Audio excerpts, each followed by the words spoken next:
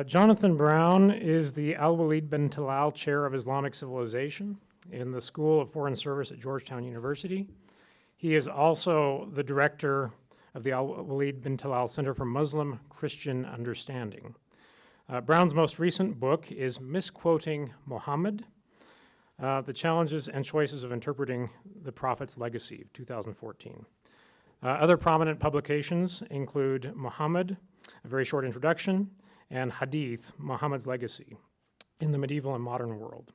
He's published articles in the fields of Hadith, Islamic law, Salafism, Sufism, Arabic lexical history, and pre-Islamic poetry, and is the editor-in-chief of the Oxford Encyclopedia of Islam and Law. Professor Brown is going to be speaking to us this afternoon on the topic of current debates within Islam, thinking about the range of things that Muslims talk about when they talk to one another, and in particular the kinds of things that they might disagree on, or where there are different interpretations theologically or on social issues. I would like to also invite you tonight to Dr. Brown's second lecture. He will be speaking in 1102 of the JKB tonight at 7:30. With a more public audience in mind on the topic of misunderstandings and contemporary understandings and misunderstandings of Islam, and you're welcome to attend that lecture as well. I would also like to invite you, particularly if you're students and have questions that come out of this lecture that don't get addressed, there will be an open question answer discussion in 280 of the Kimball Tower today at 4:15. For 45 minutes, and anyone is invited to attend that as well. So you have other opportunities to hear Professor Brown if this particular lecture intrigues you and you would like to follow up. It's really my pleasure to invite Jonathan Brown to Brigham Young University. He just had a rich discussion with some of our religion faculty on campus, and is very accomplished in thinking about the range of issues that Islamic theology, but also Islam as a public religion, brings to our attention. And at this particular time in our country's history and thinking about comparative religions, he offers really quite a powerful voice in thinking through some of these issues. So please join me in welcoming Jonathan Brown.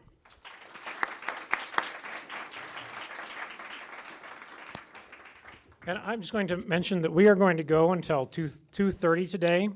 Professor Brown's remarks will stop before that, and there will be time for question and answer. We have a mic here, and we'd invite you, if you have questions after the lecture, to come up to the mic, and please state your name, what you're studying, or your affiliation, and then ask your question. Thank you. All right. Thanks so much for inviting me. It's really, getting to come to a new place, especially a place as beautiful as this, and meet people who are so interested in the subject. It's a privilege and honor, and I'm very grateful for it. I wrote this talk, and the talk for later tonight. I think this one's like a little bit more political. Maybe the one tonight is a little bit more general, but I think that's, I did that because this audience is, I think, maybe a little bit more specialized than a general audience. And when you look at the root of a lot of Muslim discussions, debates within Islam, politics in the largest sense is really behind a lot of it. So I think that's why I chose to focus on that. Okay. All right. So first, two big questions I want you to keep in mind, because a lot of your students are used to thinking about questions. Two big questions to keep in mind. Is Islam a vehicle for the powerful or for the powerless? To avoid being too biased in that, because you know which side you want to be on that side, right? Is Islam a force for stability, the status quo, or a revolution, a challenge to the status quo? These are two. That's a big question number one. Big question number two, this might sound familiar to you. Is modernity / westernization / secularization a linear destiny, or is it a choice? These two questions drive a lot of kind of Islamic discourse, debate amongst Muslims, between Muslims, around Muslims. Third, I just want you to think about cycles of submission and resistance. Cycles of submission and resistance as I go through my talk today, inshallah. Okay. But of course, also as young budding scholars, if I say current debates within Islam is the title, what's the first thing I have to do? What's this Islam we're talking about? Is it a religion? Is it a place? Is it a group of people? Is it a civilization? Is it a culture? When I'm going to be talking about Islam as the high tradition, high religious tradition of Islam, a sense of a discourse tradition, a discussion that between people throughout time, based on reference to authoritative texts, authoritative scholars. You might think of it as like a diachronic republic of letters in which minds interact over centuries with one another, over reoccurring or new issues. We're talking about Islam as dogma, spirituality, normative practice. This is both magisterial in that it is a product of scholars who are engaged in intellection and thinking about issues of nature of God, nature of morality, law, right, wrong, communal boundaries, how do you police them, what makes someone a Muslim, what makes someone not Muslim. But it's also eminently worldly. Why? Because these discussions, these magisterial discussions, are constantly influenced by, seeking to influence and engage with political power. They're constantly influenced by and seeking to influence and engage communal identity, and they're obviously constantly influenced by material concerns: wealth, poverty, money, who's got it, who's going to pay you to be a scholar, who has the money to print books and send them out to influence people in another country, et cetera, et cetera. Okay. If we're talking about current debates, we have to look at those events in the past that continue to shape these debates, at least in a really material and proximate sense today. I'm going to talk about just two of those in particular. The first is totally indigenous to the Islamic world and to the Muslim community. The second one is exogenous. The first one is that in the 18th century, the Muslim world is seized by a series of extremely influential, powerful movements of revival and reform. 18th century movements of revival and reform. You might say to yourself, I haven't heard of any of these 18th century movements of revival and reform. What are you talking about? They're supposedly so influential. You've heard of one of them. It's called the Wahhabi movement. They don't like to call themselves that, but historians, we can talk about the Wahhabi movement, which led to the creation of Saudi Arabia, several Saudi states, including the current one. It starts in Central Arabia. You have the Sokoto Caliphate in northern Nigeria. You have the works of great scholars like Shah Wali Allah in northern India. You have some scholars in Yemen, some Islamic revival movements in Libya, what's now Libya, in Afghanistan, even in China in this period. And what these movements all generally have in common is the idea that Muslims had gone astray. They had gone astray from the original foundations of their religion and had become decadent, too sucked into other debates and other traditions of knowledge, and they'd lost touch with the original scripture of Islam. This is, in some ways, you could think about it as like a Protestant Reformation moment in Islamic history in the 1700s. These are extremely influential today. Why? Because one of the main debates between two big concepts in Islam continue to this day, and it really begins in the 1700s.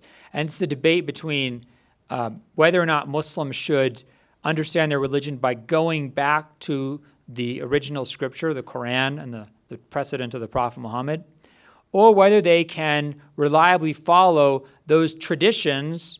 And here you can think about traditions in the Catholic notion of traditio, capital T, tradition, that body of institutions and knowledge and understanding and convention that is built on top of Scripture, generation after generation, by clerical authorities.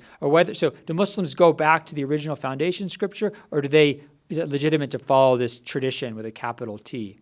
And you can see this most clearly in debate between what we call Salafis, or people who believe that Islam should be understood by going back to those original scriptures, or this strain in Islamic thought that Salafis are often very skeptical and critical of, which is Sufism, or the Islamic mystical tradition that has in it a lot of popular religious practices that were legitimated by that tradition with a capital T, but which are very, let's say, not necessarily clearly rooted in the Quran and the Sunnah of the Prophet. Things like visiting the graves of saints, or belonging to a Sufi order with a clear hierarchy of teacher and student, and engaged in certain types of prayer. Like, everyone's seen the whirling dervishes? Everyone knows what this is, a Sufi order. So the Prophet Muhammad never whirled around like this. And Muslims are supposed to follow the Prophet Muhammad when it comes to how they worship. So is it legitimate for Muslims to engage in this kind of whirling as part of their worship or not? This is a big tension in the Islamic world that goes back to these 18th century movements of revival and reform. Revival is a tiger. I call it the revival tiger. I came up with that for this talk, so it's not like I was in the airport. I thought of this. The revival tiger. So revival is a powerful force. When you get people who want to revive their religion, who want to go back to the foundation, who want to re-empower it, go back to its original true nature, that's great. It's wonderful. It's also very dangerous because that kind of zealotry can go out of control. And then the question is, who controls it? Who gets to try and control it? How do you control it? It's like a tiger. Powerful, beautiful, but how do you control a tiger? It also, along those lines, who are the Muslim scholars, the Muslim clergy who is legitimate in trying to control and channel this energy? Are they the scholars who embody this revivalist spirit? Or are they the scholars who work for the different states that are trying to use or control it? A third consequence of these 18th century revival and reform movements is intensified Sunni-Shiite tensions. Sunni-Shiite split goes back to the very beginning of Islam, but at various times in history it's flared up in times and places. But since this 18th century revival and reform movements, it's become something that had become more virulent. And that's something you see even today. Okay. The second, exogenous force. That's internal to the Muslim world. These 18th century movements of revival and reform occur before and apart from the colonial encounter. The second exogenous force is colonialism. The military, political, and eventually legal and cultural domination of the almost entire Muslim world by Western European powers.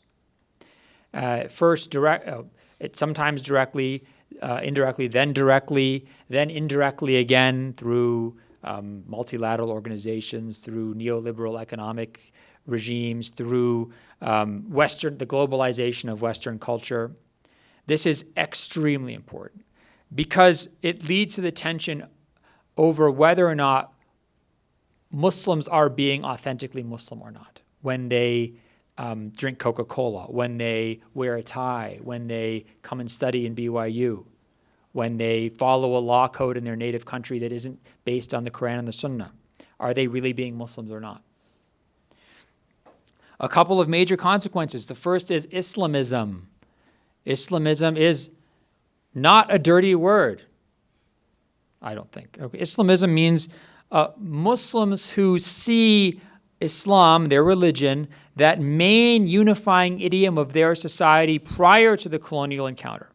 They see Islam as the idea and the concept that should unify them and drive them in political and social resistance. Whether it's political and social resistance to the colonizer, to the other, or whether it's political and social resistance to the regime that has been put in place and supported in their country by that foreign power. What does Islamism roughly aim at? It aims at Muslims becoming, charting their own destiny and achieving parity with the West. Achieving parity with the West. Not parity like, I don't know, The Daily Show, is that parody? I don't know. Not that kind of parity, not parody, parity. The second major consequence of the colonial encounter and colonialism is that Westernization and westernized elites raise religious questions. So, Americans can sit and debate about whether or not we should be traditional or modern, liberal or conservative, but we're all Americans. Right? We're all kind of on equal footing in this sense. For Muslims, this debate takes place as one between Muslims and their colonial/imperial dominators, or between the westernized or modernized elites in Muslim countries and other parts of the society. So it's actually a debate about power. And so whether it's about gender, should women wear a hijab or not? Should men wear a tie or not? Should I have a beard or not? These aren't questions of grooming or of dress. They're questions about power. Who determines what the cultural norms are? Who determines what the way that people should dress is? What's the default assumption about how people should dress? Why is it Western dress and not Chinese dress or Muslim dress? These, especially questions of gender, are impossible to have amongst Muslims. They're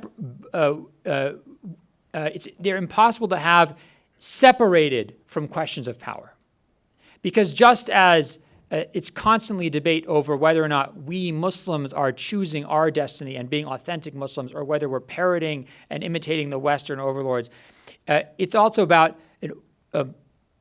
what better way to talk about power and authority than to talk about how the gender that has traditionally been powerful in human society, males, how they're able to control females. Right? So women's bodies, women's dress become the battlefield on which all these debates are carried out. Debates amongst Muslims and debates between Muslims on the West. By the way, just like in some ways that's a debate, a characteristic of the debate over tradition and progress, or the culture wars in the United States. It's not coincidence. It's about abortion and sexual harassment that we see these debates through these issues that we see these debates occurring. Okay. So those are two kind of historical causes, 18th century movements of revival and reform, beginning also in the 18th century, but especially in the 19th century and the 20th century, the colonial experience, and then the cultural imperial experience, the globalization of Western culture, globalization of Western consumer capitalism, globalization of Western understanding of liberalism and the proper relationship of religion and state. I'm going to now tell you about three more recent developments that are extremely influential in the Muslim world. The first one, 1979 to 1980, Islamic Revolution in Iran, or the Iranian Revolution that became an Islamic Revolution. This caused two things. First, it sparked a re-intensification of that Sunni-Shiite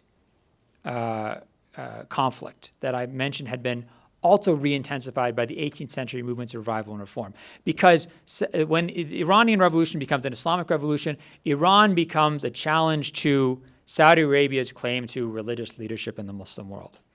And the Islamic Republic, contrary to lots of criticisms, it's a democratic government, right? They have presidential elections, they have congressional elections, they have the supreme leader and everything, but this is a fairly sophisticated democratic form of government that considers itself to be not only Islamically legitimate, but the Islamically legitimate government. And that creates a huge challenge to monarchies like the Saudi monarchy that see its claim to legitimacy as both a government but also a monarchy as coming through the lens of Islamic legitimacy. So the Sunni Shiite division is caulked onto the Saudi-Iranian division. And this continues until today. In fact, I think Frontline has just come out with a series on, it's called Bitter Rivals. Frontline, right? Yeah, there's a series. It started maybe a week or two ago called Bitter Rivals about Saudi Arabia and Iran. It's very good. I watched one episode. Second major event, the Arab Spring/winter. Arab Spring, 2011 to 2013 roughly, Arab winter, everything since then. The Middle East is just a growing list of countries to which I can't go. That's basically what it is. It's very sad. Thank God I got my graduate research done before all this. Sorry for you young students who have to, can't go to Syria anymore. Of course, I'm also very sorry for Syrians. Arab Spring, winter. Here we have a reinvigoration of the Ancien Regime. These mixture of different republics, which were essentially autocratic, kleptocratic republics like Mubarak's Egypt, Bashar al-Assad's Syria, Zainuddin bin Ali's Tunisia. So it's a kind of, it challenged but then led to a reassertion of these kleptocratic autocracies, neoliberal kleptocratic autocracies. I like that. I wrote it down. Neoliberal kleptocratic autocracies or neoliberal kleptocratic monarchies. So instead of having been kind of threatened, instead of mitigating themselves, these systems actually become more intense, more intensified, and more repressive. And everything, whether it's religion, society, ideology, everything is now sucked up into this vortex of legitimating and strengthening these regimes in the Middle East. And because these regimes are often very wealthy and try and export their influence outside, Muslims in other parts of the world are also sucked into this. One of the, I think for me as a kind of scholar and intellectual historian, one of the real tragedies of this is that you see a very clear divide between those Muslim scholars, the ulama, the Muslim clergy, who are clearly subservient to these regimes, and those who are in opposition. Again, you can pick which side you want to be on, but there are definitely two sides, and now it's extremely clear who's on which side. The third major recent event is, you might call it Islamic terrorism. Well, that's what Donald Trump would call it, radical Islamic terrorism.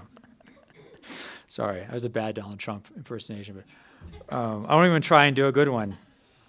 Radical Islamic terrorism. These are mainly a response to the West. Al-Qaeda is clearly a response to the West. But these things are also reappearances of that revival tiger. It is not a coincidence. It is not a coincidence that almost all the hijackers who attacked the United States in 9/11 were from Saudi Arabia. It is not a coincidence that Osama bin Laden was from Saudi Arabia. Okay, the Saudi government in 1979 faced a similar extremist challenge when a group of revivalist extremists took over the Grand Mosque in Mecca for almost, I can't remember, it was like 2 weeks or something. It was a bloodbath. You want to read a good book about this, read The Siege of Mecca. You will not put it down. You'll finish the book without putting it down. It's an incredible book. But you see, who gets to control this revival tiger? If you use revivalist, what becomes Sunni extremist ideology, if you use that as a foreign policy tool, as Saudi Arabia and the United States did in the 1970s and 80s in fighting the Soviets in Afghanistan, you then have to figure out what to do with that tiger. And that tiger goes and bites the force that it, with a good degree of accuracy, identified as a main enemy of the Muslim world, right? So someone like Osama bin Laden said, Americans kill a lot of Muslims. They bomb and kill a lot of Muslims, and he wanted revenge. These kind of radical, violent Muslim movements are also responses to Shiism, like we see this in Iraq. So something like ISIS is both a response to the Western invasion of American-led invasion of Iraq, but also to the subsequent Iranian domination of Iraq. This all raises an important question. Who gets to decide when violence can legitimately be used? The general answer, as we'll see throughout the 1990s and 2000s, is that states get to decide. When a state decides to use violence, it's legitimate. When a non-state actor decides to use violence, it's not legitimate. right? Except if that non-state actor is the Mujahideen in Afghanistan, acting on behalf of a powerful state. In a lot of ways, the groups like Al-Qaeda and ISIS represent the threat that non-state actors present when they use violence against states. Okay, finally, last issue. What are the trends that are woven out of and driven by these dynamics I've talked about? So I talked about certain dynamics in the relatively distant past, revival and reform movements in the 18th century, the colonial moment. Talked about more recent events, the Iranian Revolution, the Arab Spring, Arab Winter, this various violent responses to Western or other political developments in the Muslim world. The first trend is that problematic around extremism / fundamentalism versus moderate, quote unquote, moderate Islam. In 2007, the RAND Corporation produced a report called Building Moderate Muslim Networks. And it's important to keep this in mind. The U.S. government and the institutions of the American establishment, media, universities, right, have since 9/11 been trying to build and make official an idea of moderate Islam. What is moderate Islam? Moderate Islam is an Islam that is not a threat to the powers that be, to the states and consumer interests and capitalist interests that dominate the world. That's moderate Islam. And if you go, it's very interesting reading. Go read Building Moderate Muslim Networks by the RAND Corporation, 2007 report. It's important to remember that going back to the mid-20th century, various movements that had risen in resistance to colonialism or imperialism, for example, the Muslim Brotherhood in Egypt in the 1920s, 30s, and 40s, the Iranian Revolution, they're always called by both the regimes in those countries, the Al-Islam regimes in those countries, and by generally Western observers, they're always called fanatics, they're called extremists, and then after terrorism becomes the standard word used, they're called terrorist movements. Right? They're always these are the terms that are used to describe things that are not moderate Islam. What's very interesting is prior to the Arab Spring, so throughout like the 1990s and the 2000s, and especially in light of 9/11, both states in the Muslim world and Muslim scholars in the Muslim world and Western states had all advanced what was often termed wasati Islam. Wasati means literally moderate, in the middle. Moderate. Everybody was on board with moderate Islam because nobody liked Osama bin Laden.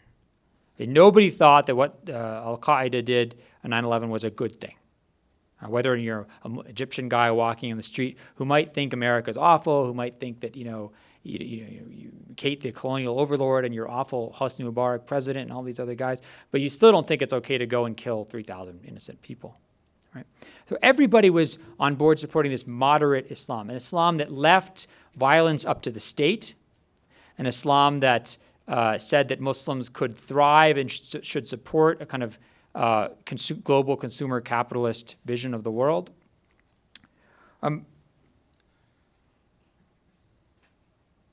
So since the 1980s, there had been really a truce in a lot of ways between Islamist movements like the Muslim Brotherhood in Egypt or Muslim Islamic movements in Iran in Iraq. There'd been a truce between some of these, let's say, anti-Western elite movements in Muslim countries and those governments. That truce was reinforced by 9/11 and the danger that kind of Islamic extremism presented to everybody. But this truce completely falls apart with the Arab Spring. The Arab Spring means that these groups that saw a chance to push for accountable government, for more Islamic government, by which they mean authentic government following our, i.e. Muslims' view of how the world should work, not Western views of how the world should work, they saw this as a moment to assert themselves. And of course, when they failed, the reaction was incredibly strong. So now, anything in the Muslim world or in pretty much every Muslim country except Turkey and Qatar that I can think of. Maybe Tunisia, Morocco a little bit. Anything that is in any way related to Islamism is branded terrorism by the governments and the establishments of those countries, and by the current regime of government of Donald Trump as well.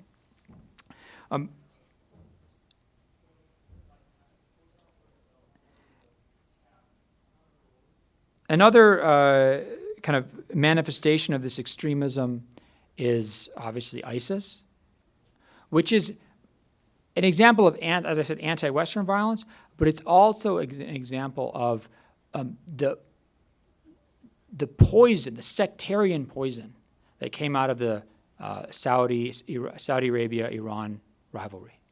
So ISIS is a creation, a product of the Saudi Arabia and the Gulf states stoking Sunni extremism, the Sunni revivalist tiger in Iraq, to counteract Iranian influence in Iraq.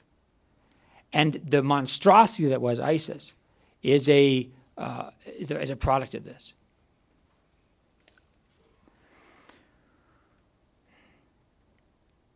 This raises an important question. If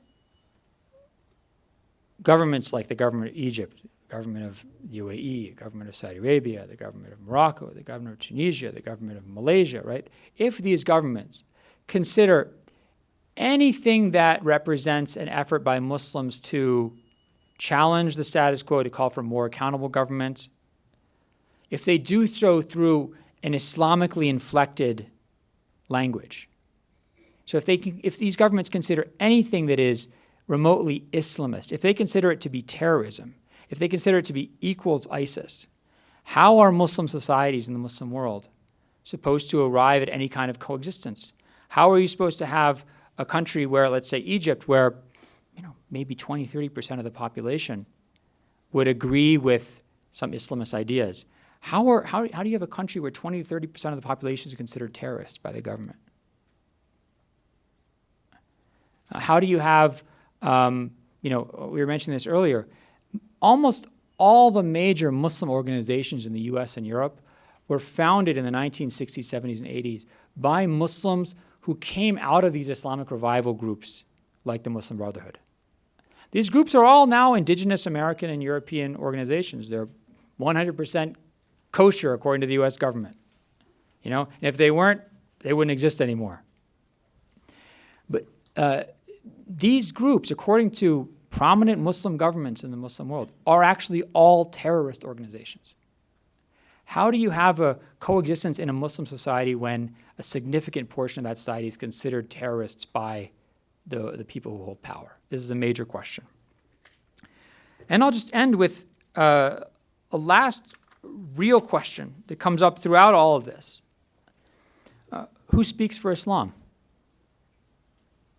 The historical answer to that question for essentially 1,300 years, from the time of the Prophet Muhammad until the mid-1800s, was that the ulama, Muslim scholars, spoke for Islam.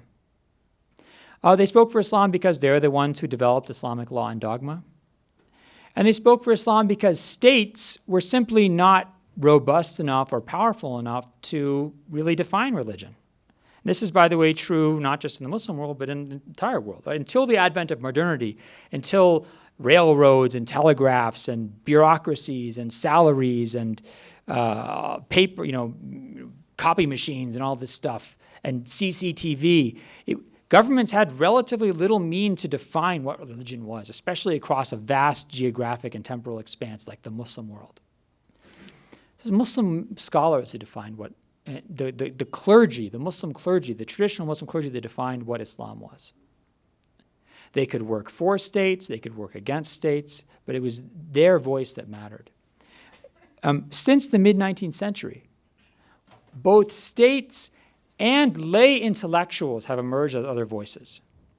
So the idea that Islam is defined not by what independent Muslim scholars say, but what scholars who work for governments, in government fatwa ministries or Islamic ministries, that they're the ones who define what Islam says, when they are very clearly tools of sometimes very transient and short-sighted policies of those governments? What does it mean when those people become spokesmen for Islam? The other voice I mentioned that has emerged since the mid-19th century are lay intellectuals. When I say lay intellectuals, what does that mean? All education in the Muslim world prior to the 19th century was Islamic education. So everyone, maybe you're too young, but when Barack Obama was running for president the first time, they discovered that he had gone to a madrasa when he was in Indonesia. Remember that? Anyone remember this from the news? Madrasa just means school in Indonesian, because madrasa is the word for school in Islamic civilization. You learn the Quran, you learn the basics of Islamic knowledge, you learn how to read and write Arabic, and that's how Islamic education begins, no matter if you're in Java or in Baghdad. In the mid-19th century, Muslim countries begin building universities along European models. With scholars who are literature scholars, scholars of law in the European sense, scholars of history or theology in the European sense, and these people who are, certainly after the early period, not trained in the classical Islamic sciences, they also begin to give their opinion about what Islam is. What should Muslims believe? What can Muslims do? How do Muslims deal with modernity? How do Muslims deal with the West? And because their voices are often favored or in concert with modern or Western voices, they are favored by not only globally, but also by the increasingly westernizing regimes of their states. So who speaks for Islam today? Is it ulama, scholars who are calling for Islam as a revolutionary force or a force that threatens the status quo, challenges the status quo? Or is it classical Muslim scholars who work for those governments and for the status quo, even though that status quo is clearly oppressive, clearly undemocratic, clearly sometimes just totally irrational? Or is it lay Muslim scholars, both in the Muslim world but also Muslims in the West? Who defines what it means to be Muslim in America? A lot of people today would look to someone like me, which is hysterical, because I'm a college professor. I'm not qualified to be a mufti. But the fact that some Muslims would look to someone like me in the West goes to show the power that the Western institutions have, even in the Muslim world. The people would, seek out someone, American professor's opinion. This goes to show how, these religious questions are, they cannot be talked about by Muslims or by, looked at by non-Muslims without understanding the political background and the political context that exerts so much control over them. Thank you very much.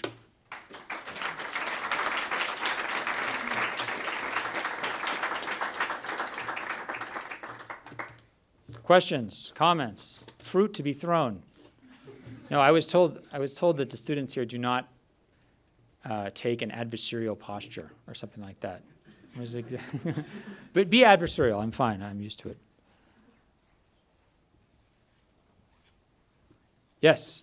So you mentioned your graduate work in Syria, and I was just curious if you could be willing to kind of share with us. Well, that was interesting to latch onto in the talk, but I'll answer your question. Are you from, do you have some interest in Syria for some? Introduce yourself, stand, and be loud. My name is Rachel. I'm a Middle Eastern Studies Arabic major, double major. I'm not from the Middle East, but I've been there and really like it there. Well, yeah, so I just did research in Syria. I spent a summer there doing manuscript research in 2005, but I also was eating a lot of fruit, and I made the mistake of living with two guys from my graduate program, and it devolved from there to just not a lot of work, a lot of fruit eating.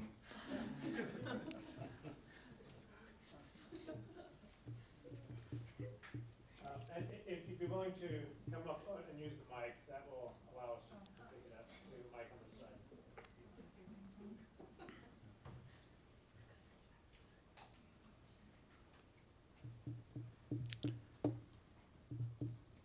Yes. Hello. So you want me to introduce myself or something? Like what? Is this on? Okay, you hear me? Sweet. Yes. So you want me to introduce myself or like what I'm doing? Please. Yeah, my name's Ryan. I'm just interested in politics, and this is a big part of politics. So my question is, from your research and what you understand, how do you think the general Muslim population received news of 9/11? Okay, good question. Let's have like more than one question at one time. It's more efficient. Sure. Next. My name is Chen-Yu Mason. I'm a political science major. And I'm wondering, curious that you briefly talked about how the ulamas and how they there's different types of ulamas. And I'm just wondering if the citizens there are aware of this kind of conflict. How do they deal with their religion in that aspect nowadays? Oh, very good question. Okay. I'll answer those two questions first. Okay. How did Muslims... So there's like 1.5, 1.6 billion Muslims in the world. So when you talk about how do Muslims react to 9/11, you're going to have to generalize. There's actually a really good book by my mentor, John Esposito, called Who Speaks for Islam? You can go read it. And they did surveys, I think, based on 19 different Muslim countries. And they said that 93% of the Muslims polled condemned the attacks of 9/11. 7% said that they were at least partially justified. Now, that's interesting. But what's very interesting is the 93% who condemned them based on religious grounds. So it is prohibited. The Quran prohibits killing innocent human beings. Islamic law prohibits killing non-combatants.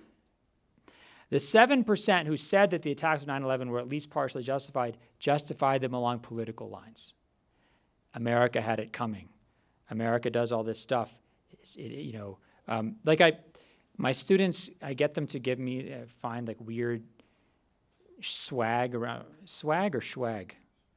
Swag from around the Muslim world. So, I have like the Osama bin Laden cigarette lighter, the Hassan Nasrallah, he's the head of Hezbollah, the Hassan Nasrallah, rear view mirror decoration. And I just got recently Saddam Hussein iPhone case, which I'm not using. The thing is, it's a really nice, it's a really good phone case. So here's the question, quick question. If someone had a Saddam Hussein phone case, would that be kind of weird and tacky, or is that creepy? Oh, you guys don't even have opinions on this. So why would someone have an Osama bin Laden cigarette lighter or a Saddam Hussein phone case? Not because they agree with 9/11 or they think it was great. I love Saddam Hussein's work in torture. It's not because they think. They liked Osama bin Laden because Osama bin Laden stood up against the U.S. And they like Saddam Hussein because Saddam Hussein stood up against the U.S. He fought America. And then he fought those evil Iranian Shiites. So you have to look not just at what people are saying, but why they're saying it. That's more important. Okay. So that answered, I think, Jeff? Was your name Jeff? Ryan? Okay, good. Types of ulama, and are the citizens aware of this? Is a very interesting question. You say this because I said these are very clear. There's clearly groups that support these regimes that don't support these regimes. It's clear from people who are outside observers or who are maybe aware of this. But it's a good question. Do citizens in Egypt or Saudi Arabia are they aware that religious scholarship and religious opinion is following sometimes very narrow-minded political agendas? I think some do, and here, I have no way to guess percentages. Some do, a lot don't. And you can just think about the United States. When the United States, you're probably too young to remember this, but when George W. Bush wanted to invade Iraq, reasonable discussion about whether or not invading Iraq is a good idea. That reasonable discussion got constricted pretty quickly. And when societies start beating the drums of war, and when governments make all the organs of the state start beating the drums of war, even the populace loses all, recollection of sanity after that. And so, a good example of this is the dispute between Saudi Arabia and Qatar, which is a very obscure, stupid dispute, okay? But, big Muslim scholars, some of my teachers who I learned so much from, huge Muslim scholars came out and said, who were supporting Saudi Arabia, the origin of the Antichrist will come from Qatar. The Prophet Muhammad said the Antichrist will come from Qatar. This is not true, okay? I mean, give me a break. Come from Qatar. What is, when you start twisting around eschatological things to make current government policy, to facilitate current government policy, that's a big problem. The problem is that regular people who are sitting there reading the newspaper who don't have like foreign media that they consume, or they don't have a lot of access to that foreign media, or that's not the first place they go, they can lose track of reality pretty quickly. Okay, next. So my name is Adriana Carter, and I'm studying international relations. Is that shirt from Singapore? It's from Poland. Okay, well, that's almost Singapore. I got a shirt like that from my wife in Singapore. Now I'm wondering if they got it from Poland. Okay. Well, it's a European style. Okay. So my family lives in Saudi Arabia right now, and so I'm really interested in a lot of the westernizing actions that the Crown Prince is taking, such as re-allowing movie theaters, letting women drive, letting women operate more businesses. If you feel like there's going to be more of a backlash against more conservative clergy, because... Interesting question. Okay, next.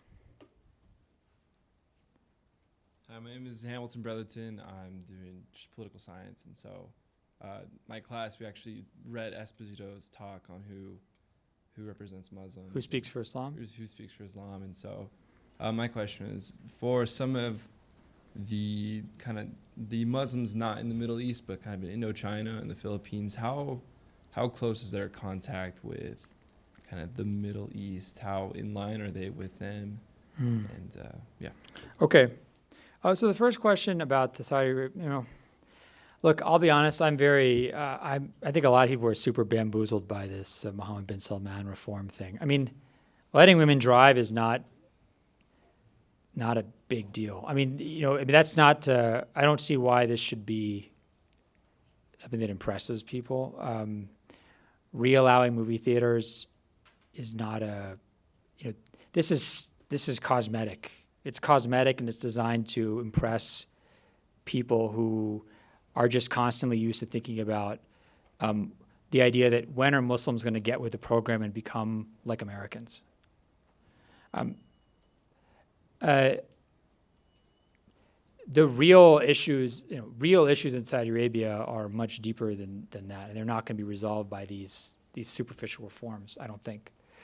In fact, the real issues in Saudi Arabia in terms of governance, in terms of rule of law, accountability, are being eroded further while we sit around and say, isn't it great that he allowed women? Because, the guy who endowed my center, Alwaleed bin Talal, who's perhaps the only Saudi businessman who's not corrupt in the sense that he actually made his money through being a legitimate international businessman and investing in Citicorp, and even his seed money he didn't get from the Saudi government.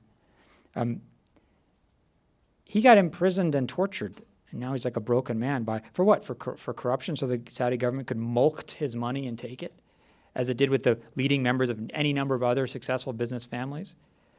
Being tortured until you give up money. I think that's really serious, and that's just getting worse in Saudi Arabia and in other countries. So I'm not saying you do this, but let us not be fooled by superficial reforms, especially ones that we don't even know if they're taking place. I mean, any of you go to Saudi Arabia and see a bunch of women driving? For all we know, no women are driving, right? Especially the countries like, I'll just use Iran and Saudi Arabia as examples. There's a lot of laws in those countries that don't mean anything. Like in Iran, it's technically illegal to play music in public. I spent a summer in Iran. It was music constantly, coming out of cars, coming out of everywhere. So, I mean, it's sort of like America laws about pot smoking and things like that, or underage drinking. We have to be very careful that we're not not missing multiple things happening at the same time, and two, that we're not being fooled by changes in law that might not necessarily represent change in society. Okay. And this is not meant as a rebuke or anything. I mean, your question is an excellent question. It's something that a lot of people wonder. The second question was relationship between Muslims and remember, the majority of Muslims in the world, the vast majority of Muslims in the world do not live in the Middle East. I think it's only about 200 million or so Arabs. There's that many people in Indonesia just alone. There's about 500 million Muslims in South Asia. The number of Muslims in India is about equal to the number of people in Pakistan. You're talking about more than 500 million Muslims in South Asia. So the Muslim world, the Middle East is, the origins of Islam, but it's not the life or the life of the majority of the world's Muslims. Now, that doesn't mean that they don't have relations, but the funny thing is I actually don't consider myself like a knee-jerk. There's a lot of people who are just like knee-jerk Saudi critics. Like everything they do, it's Saudi Arabia's fault. Maybe from my answers to questions that I seem like I'm doing that, but I'm actually not like that at all. Unfortunately, one of the ways that the Middle East has influenced other parts of the Muslim world, who asked this question? Yes. Well, one of the ways the Middle East has influenced the Muslim world in the past 40 years is through export of political sectarian propaganda. So Saudi Arabia exporting Wahhabi anti-Shiite material, Iranian government exporting pro-revolution, pro-Shiite material. To the extent that, Muslims in America have other things to worry about besides Sunni Shiite stuff. But sure enough, after 1979, a lot of American Muslim organizations started getting a lot of money from foreign donors if they would absorb and parrot their anti-Shiite propaganda. So the Sunni Shiite Iran-Saudi Arabia split is something that has had a very pervasive and tragic impact on other parts of the Muslim world. To the extent that you see in Indonesia, like 2 years ago, like some big international conference about the need to stop the spread of Shiism in Indonesia, or the need to stop spread of Shiism in Egypt. There's like 5 Shiites in Egypt, okay? There's no Shiism in Egypt. So you see this, anytime the Shiite-Sunni debate appears in countries where it doesn't naturally exist, you can be pretty confident it's because of funding and influence from like the Saudi-Iran rivalry. Yes? I'm Micah. I'm a Middle Eastern Studies and Arabic student. My question is, would you say that the abolishment or absence of the caliphate has had any influence on the current issues and topics of debate that are within the Muslim community today, especially in the Middle East? Mm-hmm. And would you think that the revival of a popular caliphate could possibly bring stability to those current issues? That's an interesting question. So, okay, let me talk sort of historically or communally. The abolition of the caliphate in 1924 means a lot in terms of what it's a symptom of, the problems it's a symptom of. It doesn't really mean a lot in and of itself. Okay,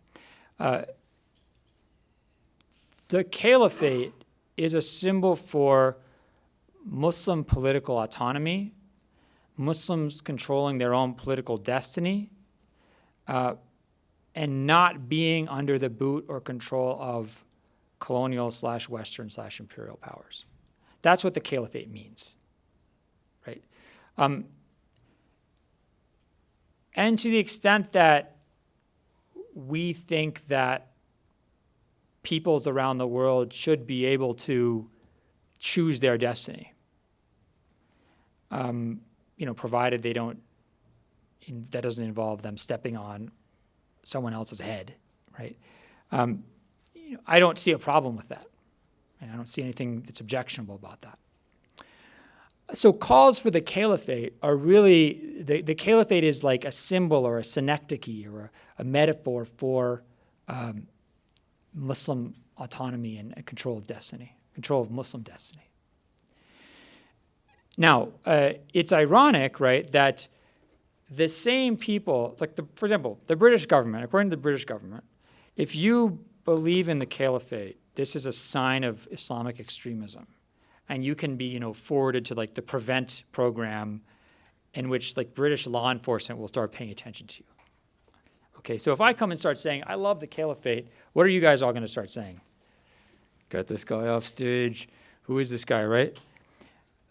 But the same forces that consider belief in the caliphate to be suspicious are the same people who say, why isn't there some kind of pope who can make decisions? And why Muslims are so divided? Why can't someone tell Osama bin Laden what he's doing is wrong? Right? Why isn't there some church who can tell him? So, either you want centralized Muslim leadership or you don't want centralized Muslim leadership. If what you want is centralized Muslim leadership who just does whatever you say, well, no, Osama bin Laden is not going to listen to that guy. There's an interesting book called Recalling the Caliphate by a guy named Salman Sayyid.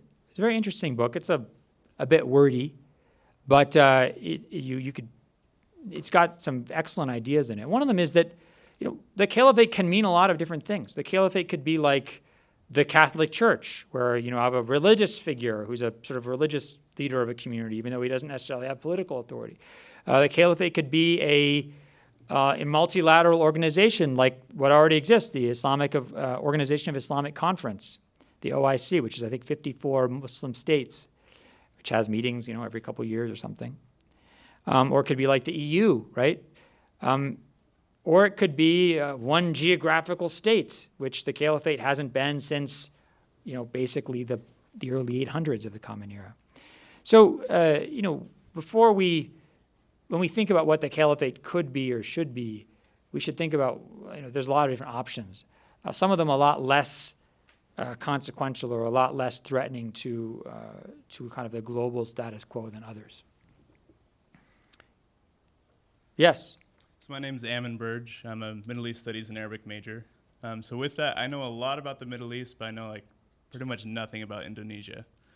And so with the Muslims in Indonesia being pretty much almost 90% Sunni, are they strongly tied to the way Saudi Arabia views, issues in Islam, these debates that we're talking about in Islam, and are they following what Saudis say? Or as far as who speaks for Islam in Indonesia, do they have their own ulama that are kind of guiding the people in a different direction?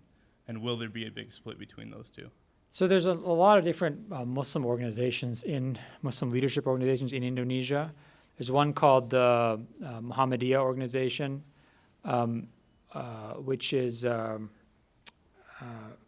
more like modernist in the sense of kind of Islamic modernism, more looking for ways in which like the 19th, early 20th century modernity and Islam are compatible.